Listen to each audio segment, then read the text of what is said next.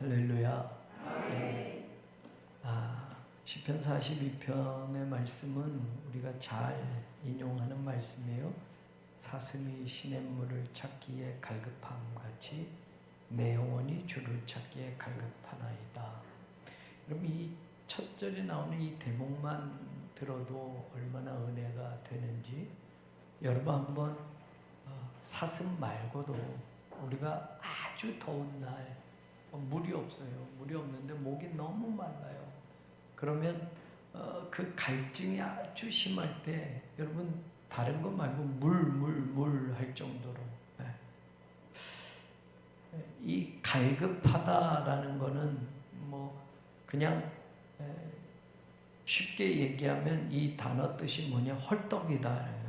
물을 먹고 싶은데 물은 없고 막 목은 마르고 그럴 때 우리가 이렇게 하는 헐떡대다 이런 뜻이거든요. 히브리어로. 갈급하다라는 말보다는 사슴이 시냇물을 찾기에 헐떡거리는 것처럼 내 영혼도 하나님 주를 찾기에 헐떡거리고 있습니다.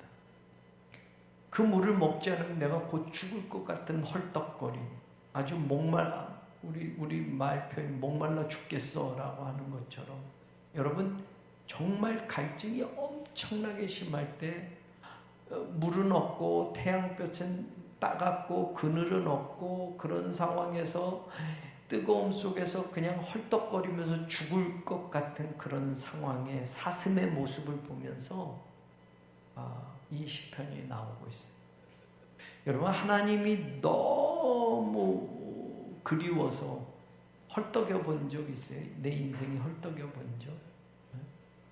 이런 표현을 가지면서 우리가 한번 좀 낯선 표현이지만 사슴이 물을 찾는데 헐떡거리는 것처럼 내가 하나님을 찾는데 헐떡거리고 있습니다.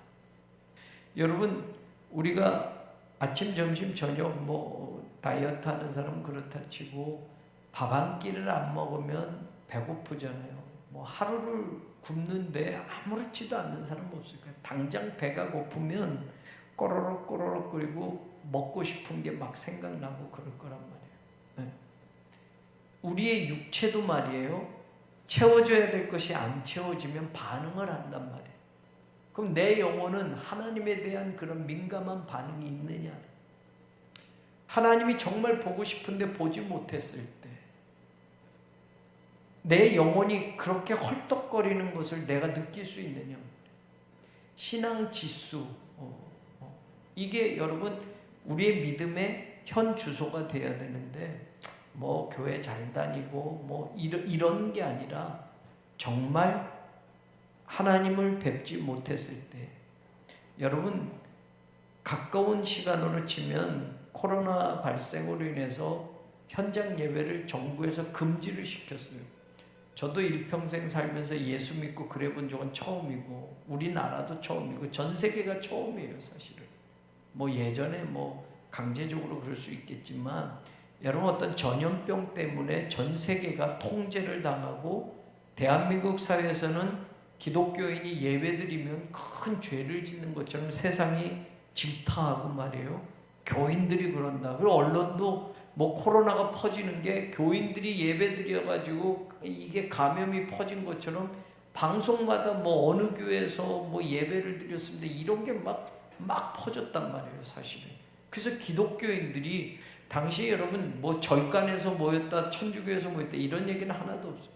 어느 교회에서 예배드리고 있었다. 그런 게 취재가 되고 교회가 세상에 화살이 되면서 교회가 이런 걸 안 지키고 있어. 교인들이 이러고 있어. 그러면서 교인들이 이 코로나의 어떤 전염에 아주 그런 중심지인 것처럼 언론도 그렇게 보도했던 적이 있어요. 자, 그랬을 때 우리에게는 방역 철저하게 지켰고 정부에서 구청에서 조사 나오고 예배 드리나 안 드리나 할 때 우리는 한 번도 어기지 않고 최소 인원만 두고 해라 라고 할 때 그렇게 예배 드렸어요. 그랬을 때 우리 성도들이 정말 예배조차도 이렇게 전염병 하나에 제대로 드릴 수 없고 어떤 제재를 받으면서 드릴 때에 정말 교회 오고 싶은 분들 기억이 나요.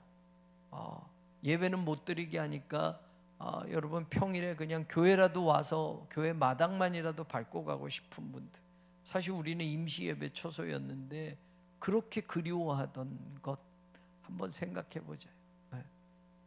과연 내 영적인 지수는 뭐 그 사람 방언하느냐, 그 사람 뭐 기도 열심히 하느냐, 철야하고 하느냐, 새벽기도 안 빠지느냐가 영적 지수를 재는 그 척도가 아니라 하나님을 뵙지 못했을 때, 하나님을 예배하지 못했을 때 내 영혼이 헐떡거릴 정도인가는 한번 생각해 보자 말이에요.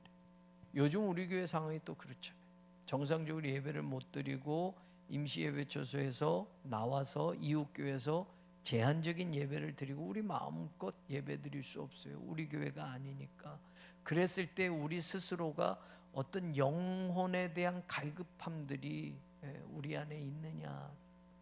왜 이 이야기를 하느냐 하면 말이에요, 이 시편 42편은 누가 썼느냐 하면 고라 자손의 마스길이라고, 고라 자손이 쓴 시예요.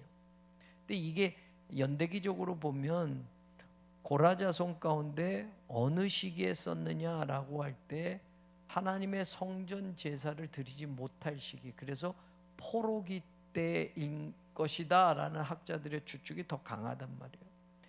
예전에는 여러분 예루살렘 성전에 이스라엘 백성들이 언제든지 가서 하나님께 제사 드리고 예배 드릴 수 있었어요. 그런데 여러분 예루살렘 성전이 다 부서졌어요.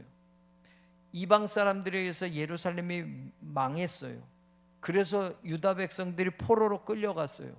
이방 나라에 가니 여러분 예루살렘 성전에 갈 수도 없고 이방 나라에서 하나님을 제사 드릴 수 있는 그런 장소도 없으니 제사를 못 드리는 거예요.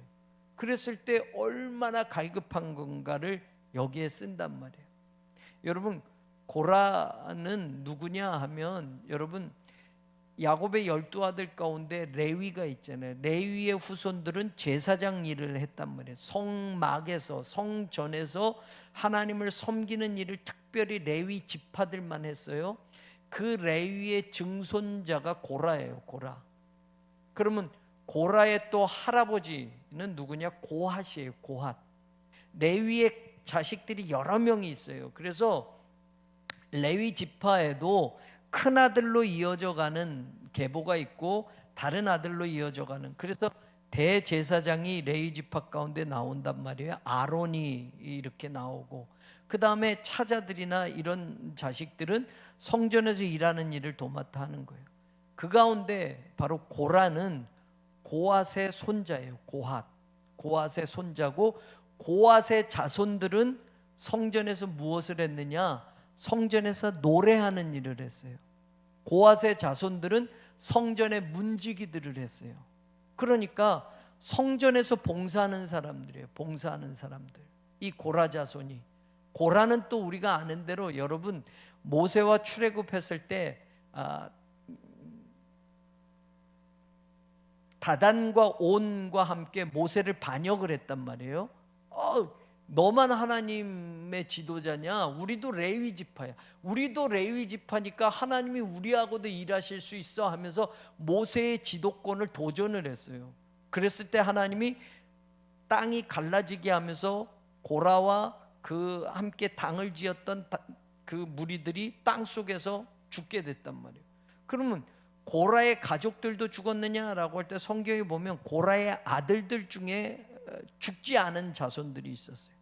그래서 고라의 자손들이 그 이후에 명맥을 이어가면서 다윗 시대 때는 성전에 문지기도 했고, 그 다음에 여러분 다윗의 장수 가운데 야소보암이라고 있어요. 야소보암, 힘이 세고 다윗을 지키는 용사 중에 하나인 그 사람도 고라의 자손이었고, 성전에서 찬양하는 일, 해만 뭐 이런 사람들이 다 고라의 후손들이었어요.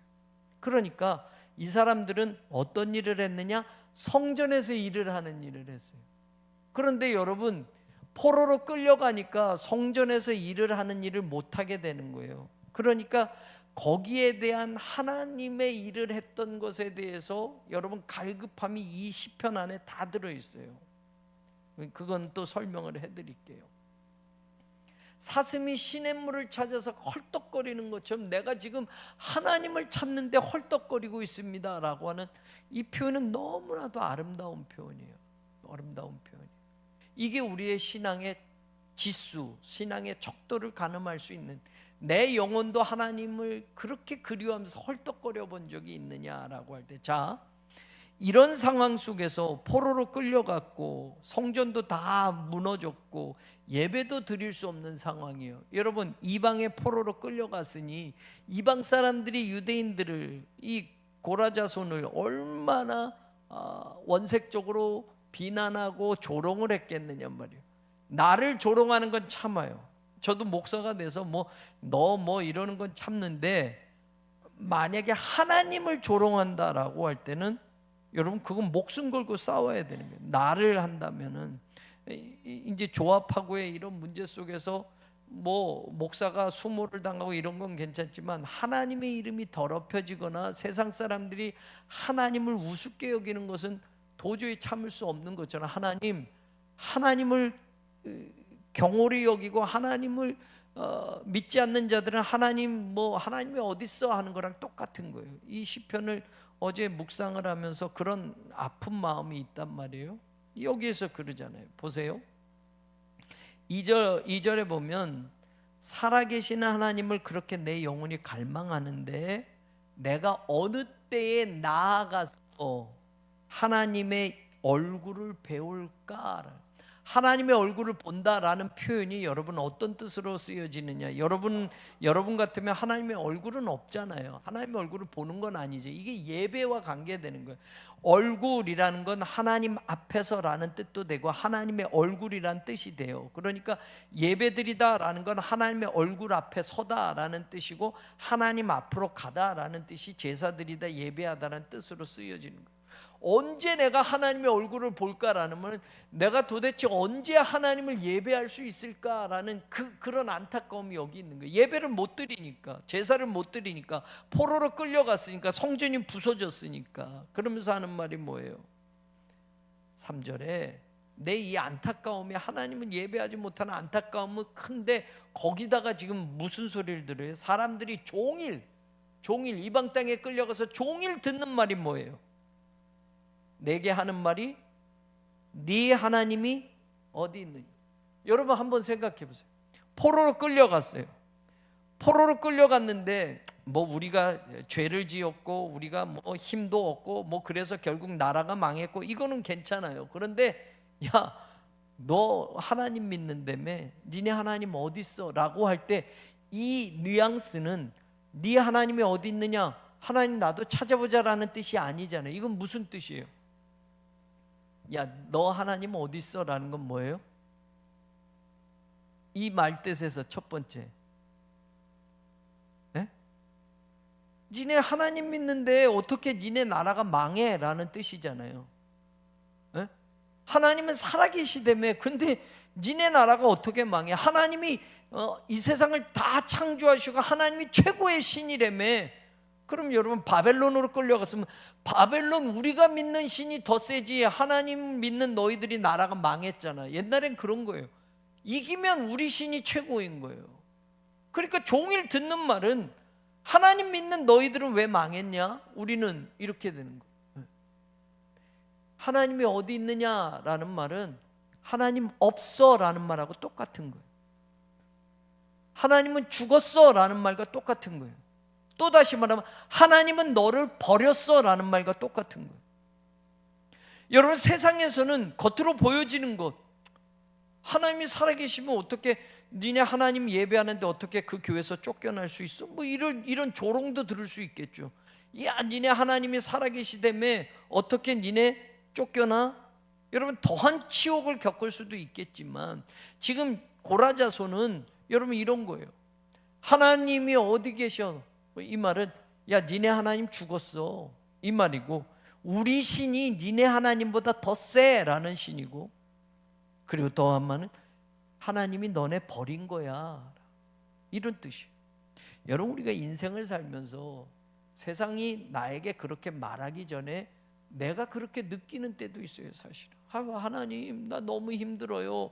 하나님이 살아계시면 왜 나한테 이런 일이 생겨요? 하나님이 살아계신데 내가 왜 암에 걸려요? 하나님이 살아계신데 왜 내 자식이 힘들어요? 하나님이 살아계신데 왜 내 사업이 망했어요? 하나님 나 잘했잖아요. 예배드렸잖아요. 헌금했잖아요. 근데 왜 나 이렇게 힘들어요? 하는 때가 있잖아요, 여러분. 그럴 때 세상 사람이 나한테 말하기 전에 우리 스스로도 하나님 앞에 이렇게 경망스럽게 하나님이 도대체 살아계시면 왜 이런 일이 나에게 생겨요? 라는 게 우리 입에서 튀어나올 때가 있어요. 근데 여러분, 내가 약해지는 것보다 종일 듣는 말이 세상으로부터 하나님이 어디 계셔?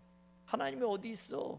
니네 하나님의 자손이라며, 하나님의 백성이라며, 니네가 믿는 하나님은 어디 있어? 우리 신보다도 못하잖아. 하나님은 죽었어. 하나님은 너희를 버렸어. 라는 말을 종일 듣는 거예요. 그러니까 얼마나 속이 썩어요.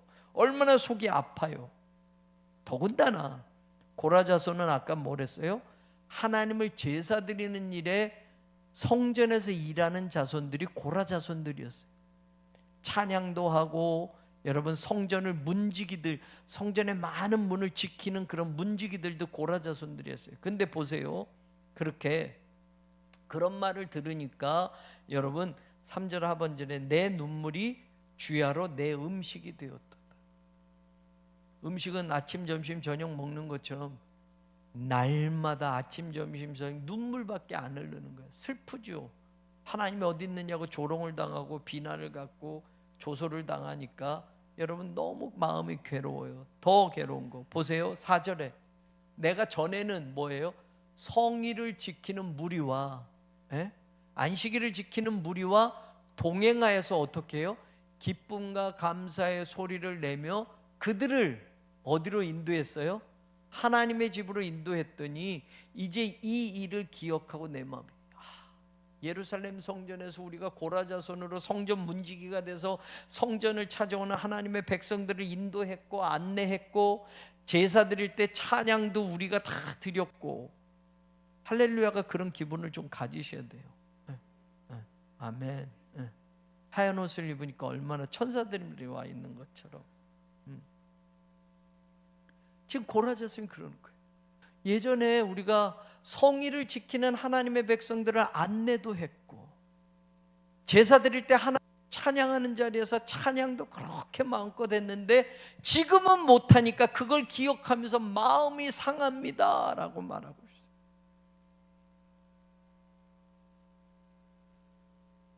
자, 그러면 어떻게 하느냐?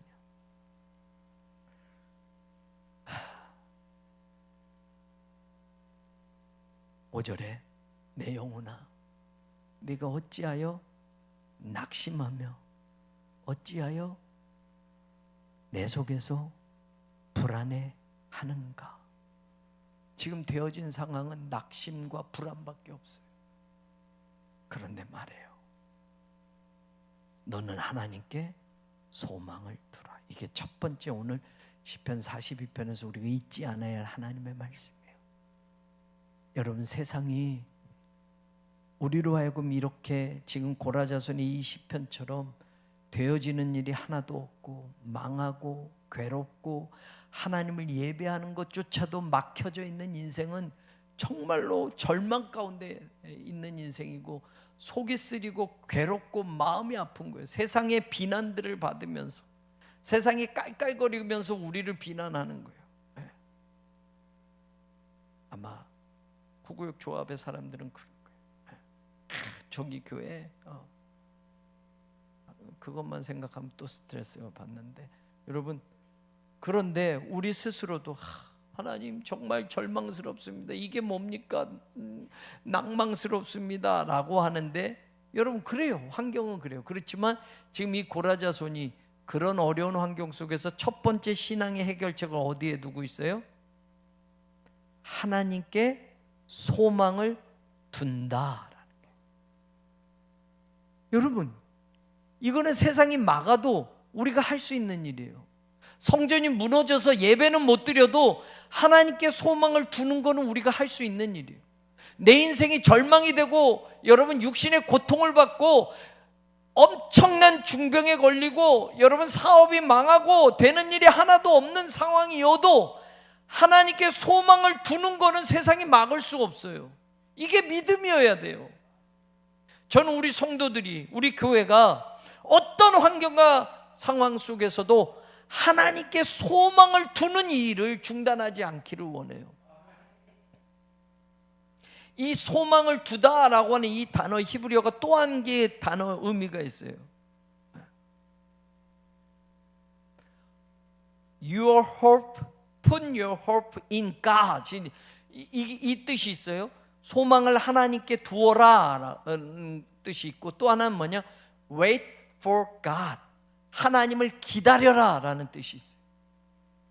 소망을 하나님께 두면 하나님을 기다리는 거예요. 내 시간을 기다리고 주변이 잘 되는 걸 기다리고 성공을 기다리는 게 아니라 하나님을 기다리는 거예요. 오늘 우리 교회는 하나님을 기다리는 거예요. 아멘. 네. 소망을 하나님께 뒀으면 하나님을 기다리는 거예요. 세상의 조건이 바뀌어지는 걸 기다리는 게 아니라, 여러분 그걸 믿으시길 바라요.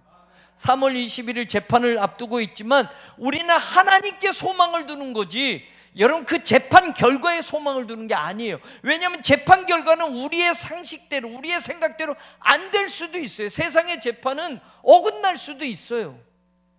그럴 수 있어요. 그게 우리의 전부가 아니에요. 우리는 하나님께 소망을 두면 되는 거예요. 그리고 하나님을 기다리면 되는 거예요. 이건 차원이 다른 신앙이에요. 똑같은 거예요. 사드락 메삭 아벳느고가 여러분 던져져요, 풀무불에.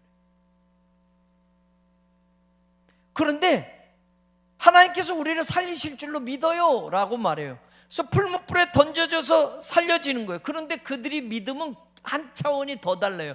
그리 아니하실지라도. 이건 뭐예요? 풀무불에 그냥 죽는 인생이 된다 해도 하나님에 대한 믿음은 변함이 없는 거예요. 이건 엄청난 거예요. 하나님이 살려주실 줄로 믿습니다인데, 살려주시지 않고 죽어도 하나님을 믿는 믿음은 하나도 나는 변함이 없습니다가 신앙이었단 말이에요. 그러니까 풀무불에서 건져지는 게 소망이 아니라 하나님이 소망인 거예요. 이 차원이 저와 여러분의 신앙의 차원이 되기를 원합니다. 나의 소망을 하나님께 두는 거예요. 나의 소망을 물질에 둬서 돈 벌게 했을 줄로 믿습니다가 아니에요, 여러분. 하나님께 두는 거예요. 하나님께 둬도 여전히 내가 돈을 못 벌 수도 있어요. 여전히 내가 고침을 못 받을 수도 있어요. 그러나 내가 하나님께 소망을 두는 건 하나도 달라지지 않는 거예요. 그게 믿음인 거예요. 첫 번째, 너는 하나님께 소망을 두라. 그러면 그 다음에 뭐예요? 그가 나타나 도우심으로 말미암아 내가 여전히 찬송하리로다. 우리 성경엔 두 가지 단어가 빠졌어요. 왜냐하면이라는 키라는 접속사하고 그 다음에 오드, 다시, 오히려라는 부사가 빠졌어요. 우리말 성경에는. 히브리어는 이렇게 나온 거예요. 너는 하나님께 소망을 두라. 왜냐하면 그가 나타나 도우시기 때문에 너는 여전히 하나님을 찬송하리로다. 나는 여전히, 나는 다시, 나는 오히려 하나님을 찬송하리로다. 아멘. 이게 신앙인 거예요, 여러분. 하나님께 소망을 뒀기 때문에 여러분, 하나님이 도우실 거예요. 하나님이 하실 거예요. 그렇기 때문에 나는 내 주변과 상황이 여전히 달라지지 않아도 나는 오히려, 나는 여전히, 나는 다시 하나님을 뭐한다? 찬송한다. 내가 성전에 다시 들어가서 그게 찬송하는 게 아니고, 내가 고라자손으로 여러분 예루살렘 성전이 다시 지어져 가지고 그 자리에 서서 찬송하는 게 아니고, 내가 하나님께 소망을 두었기 때문에 하나님이 나를 도우실 거야. 어떤 방법인지 모르지만 하나님이 하실 거야. 그렇기 때문에 나는 달라지지 않았어도 여전히 다시 오히려 나는 하나님을 찬송하리로다. 이방 땅에서도 찬송할 수 있다는 말이에요. 성전을 꼭 지어야만 여러분 그 성전에 들어가서 내가 찬송하게 될 줄로 믿습니다가 아니에요. 제가 늘 강조하는 게 그거예요. 저 성전 지어지면 예배 잘 드릴게요, 저 성전 지어지면 가족이랑 아이들이랑 다 나와서가 아니라, 우리가 임시처소에서도 그때 예배를 못 드리는 사람이 어떻게 성전 다 지어지면 그때 가서 예배 잘 드릴게요가 되냔 말이에요. 아니에요. 나는 하나님께 소망을 뒀기 때문에 여전히 비좁은 공간, 여전히 불편한 자리, 거기에서도 여전히 나는 하나님을 예배하리로다가 우리의 믿음이어야 되는 거예요. 지금도 변함없어요. 그 임시 예배 처소마저도 우리가 드릴 수 없는 이런 이웃교회에 제한된 공간, 제한된 시간에서 예배 드려도 여러분 내 믿음은 여전히 다시 오히려 하나님을 예배하리로다 라는 게 나와야 돼요. 왜? 소망은 하나님께 뒀기 때문에. 그런데 늘 강조하지만 저 우리 성도들의 믿음이 이 정도까지 성장해 가기를 원해요. 여러분, 교회 지어지면 그 좋은 곳에서 멋지게 할게요. 주차장도 되니까 주차도 쉽게 할 수 있고 가족들 다 불러와서 할게요. 아니요. 이 자리도 오늘 여러분들의 그 믿음이, 여기 있는 사랑하는 성도들의 그 예배가 하나님이 진짜 받으시는 알곡의 예배인 줄로 믿어요. 저는 진짜예요. 주일도 마찬가지. 한 번밖에 못 드리면 미어 터져야지. 우리 교회 숫자로라면 미어 터져서 여기 보조 의자까지 다 놓고선 예배 드려야지. 믿음의 수준이 안 되는 거예요. 그런 여러분, 교회가 숫자 자랑할 거 없어요. 숫자 자랑할 거 없어요. 헌금도 자랑할 거 없어요. 그거 조금만 상황이 바뀌면 쑥 빠질 수 있는, 쭉정이들은 결국은 빠지게 되니까, 알곡만 하나님께 올려지니까. 우리 성도들이 쭉정이란 뜻이 아니에요. 이보다 더한 날들이 앞으로 올 건데, 주님이 가까이 오시는 날에는 세상이 그냥 안 둘 건데,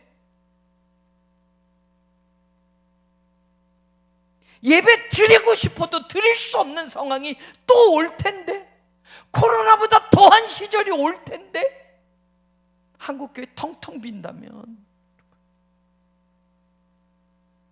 정치적인 데는 여러분 뭐 미어 터지도록 가서 모여있지만, 예배도 아닌 예배, 그걸 예배라고 착각하고 목숨 걸고 거기 가는 사람들이 있는데, 진짜 하나님을 예배하는, 하나님의 얼굴을 보기에 내가 헐떡거리고 있습니다라는 이 고라자손의 시가 내 영혼의 믿음의 지수가 될 만큼, 내 영혼이 진짜 하나님 예배하지 못해서 헐떡거리고 진짜 그 물을 못 먹으면 곧 죽을 것처럼 헐떡거리는 게, 내가 예배를 한번 빠지면, 예배를 또 빠지면, 기도를 빼먹으면 내 영혼이 정말 갈증으로 죽는 것처럼 헐떡거리고 하는 거 말이에요. 그게 진짜 신앙이고 믿음이에요. 첫 번째, 소망을 두라. 두 번째 보세요. 6절에 내 하나님이여, 내 영혼이 내 속에서 낙심이, 여전히 달라지지 않았으니까. 그런데 나는 또 어떻게, 신앙의 또 다른 차원이 또 뭐예요? 내가 요단 땅과, 지금 요단 땅이 안 있어요. 포로로 끌려갔어요. 근데 요단 땅 하면 약속의 땅을 얘기하는 거예요. 이스라엘 땅, 팔레스틴 땅을 얘기하는 거예요. 요단 땅, 그리고 여러분 헤르몬은 여러분 팔레스타인에서 가장 높은 산이에요. 저 꼭대기에 있는 산. 그리고 미살 산에서 주를 기억하네다. 미살이라고 하는 이 단어의, 히브리어 단어의 뜻에는 여러분 작다, 낮다라는 뜻이 있어요. 그래서 여러 가지 해석이 있지만 이런 거예요. 하나님의 약속의 땅, 그리고 가장 높은 산, 작은 산, 높은 산이든 작은 산이든, 이 말은 하나님의 약속의 땅에서 살았던 그것을 내가 기억하나이다. 하나님의 축복의 땅에서 머물러 살았던 그날을 내가 기억하나이다 라는 거예요. 여러분, 우리는 은혜를 잘 잊어버려요. 하나님이 주신 걸 쉽게 잊어버리고 자꾸 없는 거 달라고 그러는데, 여러분 이 사람이 깨닫는 거예요. 포로로 끌려가서 이방 땅에서 살고 보니 하나님의 약속의 땅에서 살았던 그때가 얼마나 소중한 것을 내가 기억합니다. 이렇게 예배 초소를 잃어보니 임시 예배 초소라도 예배 드릴 수 있었던 그때가 너무 기억이 납니다라는 거예요. 새 성전 아니어도 우리 믿음의 선배들이 눈물과 땀이 서려져 있던 그 옛날 성전, 낡은 것처럼 보이고 그때를 기억하나이다라는 거예요. 제가 그래서 이 앞에 의자 하나 그리고 가림막 하나는 남겨놓자고 했잖아요. 직가론. 그게 여러분 70년대 우리가 그 구성전을 지을 때 들어간 성구예요. 낡고 여러분 디자인도 지금에 맞지도 않아요. 근데 저는 그게 너무 좋은 거예요. 앞에서 설교 전에 거기서 기도하면서 할 때, 야, 이거 새 성전 지으면 내가 요거 제일 앞에다가 갖다 놓고 거기서 예배자들, 목사, 기도하는 사람 딱 거기 두 사람이 앉아가지고 우리는 성전 이 강단으로 올라가니까, 그래서 옛날 그 성구 70년대 두 번째 성전에 들어갔을 때 새 거였지만 지금은 몇십 년이 지나서 막 이 못으로 받고 막 한 그거 잘 깨끗하게 다듬어서 새 성전에, 다른 새로운 성구와는 안 어울리겠죠. 디자인도 그렇고 모양도. 그러나 거기에 수십 년 동안 믿음의 선배들의 눈물과 기도가 있으니 그걸 볼 때마다 우리는 선배들을 기억하고 옛날을 기억하는 교회가 되어야 되기 때문에, 목사인 저도 옛날에 선배 목사님들의 그 눈물과 기도가 서려져 있어서 오늘 우리 교회가 왔기 때문에 그걸 남겨두자라고 한 거예요. 기억한다. 여러분 여기에 또 할 말이 많은데 한 가지만 얘기할게요. 보세요. 출애굽기 32장 13절에서 14절 보면, 제가 미리 말씀 안 드려서 제가 이걸 여러분들에게 읽어드릴 거예요. 출애굽기 32장 13절에서 14절에 보면, 이때가 무슨 때냐면 금송아지를 만들고 시내산에서 금송아지를 만들어서 하나님의 화가 잔뜩 나셨어요. 그래서 하나님이 진노하셨을 때, 그래서 하나님이 내가 이놈들 다 죽여버릴 거야. 그리고 모세 너를 통해서 한 민족을 내가 만들 거야. 하나님 그러실 수도 있잖아요. 이스라엘 백성 다 없애고 모세 하나를 가지고 한 나라를 만드실 수도 있어요. 하나님이 그 말씀을 하시는 거예요. 금송아지 만들고 하나님 목이 곧은 백성들, 하나님이 너무 화가 나서 모세에게 그런 말을 해요. 내가 이 민족을 다 여기서 진멸하고 모세 너 하나를 가지고 한 민족을 만들어주겠다라고 얘기해요. 그때 모세가 하나님께 기도하면서 이런 말을 해요. 보세요. 그랬을 때 여러분 13절에 이렇게, 주의 종 아브라함과 이삭과 이스라엘을 기억하소서. 주께서 그들을 위하여 주를 가리켜 맹세하여 이르시기를, 내가 너희의 자손을 하늘의 별처럼 많게 하고 내가 허락한 이 온 땅을 너희의 자손에게 주어 영원한 기업이 되게 하리라 하셨잖아요. 하나님 그렇게 얘기해요. 하나님, 우리 조상, 지금 우리 때문에 하나님이 화가 나셔서 진멸하고 모세 하나를 한 나라를 만들겠다고 하니까 모세가, 하나님 아브라함, 이삭, 야곱을 기억해 주세요. 하나님이 우리 조상한테 약속한 게 있었잖아요. 너희 자손을 하늘의 별처럼, 너희 후손을 이렇게 많게 하리라고 하나님이 말씀하셨잖아요. 하나님 한번 기억해 주세요. 하나님이 건망증 있는 분이 아니에요. 근데 모세가 이렇게 얘기해, 기억하소. 이 단어가 똑같은 단어예요. 하나님 기억해 보실래요?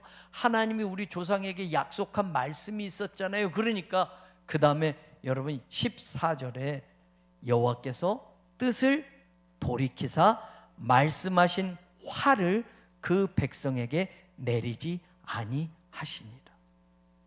여러분, 하나님의 기억, 하나님의 하신 일에 대한 우리의 기억, 이게 얼마나 믿음의 자리에서 소중한지 몰라요. 하나님이 기억 못하시는 분이 아니잖아요.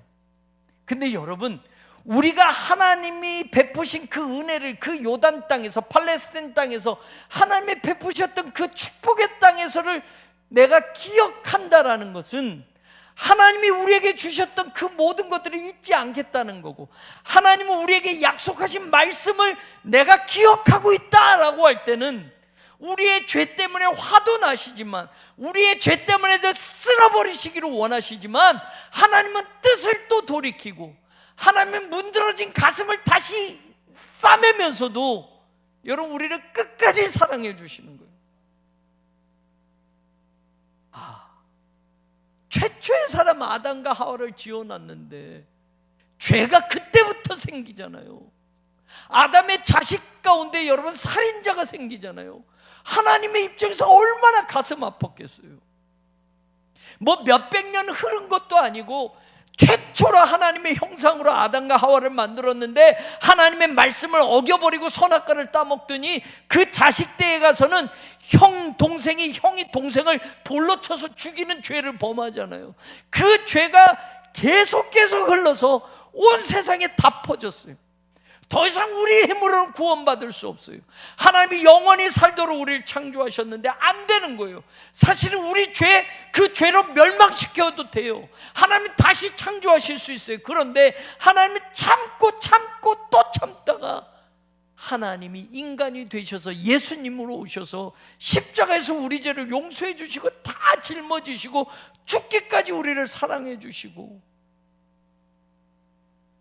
하나님이 이런 분, 하나님의 약속이 우리에게 있음을 기억하면 여러분 스스로도 기도하세요. 하나님 말씀하셨잖아요. 아브라함에게 약속하셨잖아요. 우리는 혈통으로 한 아브라함의 후손이 아니지만 믿음으로 아브라함의 후손이 되었고, 아브라함의 후손인 우리는 아브라함과 함께 복을 받는다고 성경에 말씀하셨잖아요. 여러분 우리가 하나님 앞에 늘 이렇게, 그러면 하나님이 그래 알았다. 그래 하나님의 뜻을 돌이키시고 금송아지 숭배하고 모두 죽여버리고 싶었지만 하나님은 또 참으시고 또 사랑으로 우리의 길을 열어주시는 거예요. 신앙의 차원, 하나님의 은혜를, 그때를 내가 기억합니다 라고 하면서 지금의 고통과 포로로 끌려간 그 아픔과 그것을 지금 하나님을 기억하면서 이겨내고 있다. 이 두 번째, 이제 마지막 시간이 많이 가니까